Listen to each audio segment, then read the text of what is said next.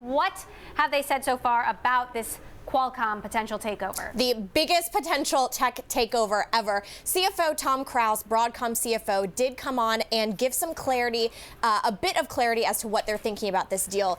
He did say that if a preliminary agreement were to be, a definitive agreement were to be signed, they expect this deal would go through in about 12 months, which is a new detail here in terms of their expected timing.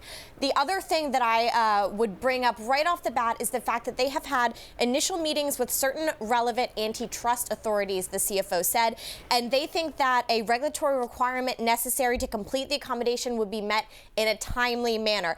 I bring this up because this regulatory issue is key to Qualcomm's defense in kind of beating back Broadcom from this major takeover. So the fact that they're giving some kind of clarity on the Broadcom side that they think that something could get done is a bit of an inch forward in terms of going the back and forth between these two companies. I will say that the CFO did continue to come out and say they want to have a constructive dialogue with Qualcomm. Right now, as of this week, Broadcom introduced a new board slate for Qualcomm, encouraging Qualcomm shareholders to vote for their new board at the March board meeting and progress this deal along. But right now, it still seems like Qualcomm is saying the $105 billion offer price that Broadcom is looking to take over this company at is still too low and undervalues this company.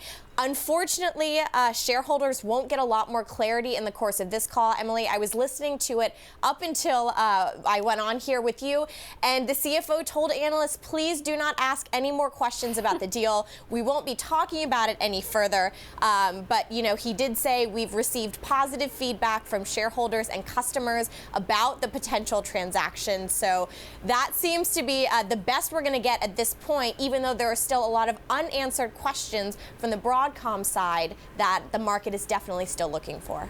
The CFO did ask analysts to please focus on the financial results, which Corey Johnson reported on earlier, saying that it was an interesting quarter and a strong quarter. We all remember that photograph of Hock Tan, the CEO of Broadcom, with President Trump. What kind of dialogue do you imagine is happening behind the scenes, given the challenge that the DOJ is posing to the AT&T Time Warner deal? You'll remember that photo happened the day before Bloomberg broke the news on this deal that Broadcom was preparing an offer for Qualcomm. So the CFO did speak very quickly about the redomiciling, which is the move that was talked about in this meeting with Trump, that they're moving headquarters over here to the U.S. So when it comes to these regulatory concerns, the cross-border deals, the non-U.S. companies buying U.S. tech companies, those kind of deals will take longer to work their way through the regulatory system if history is any guide. So the fact that Broadcom will now have its HQ here in the States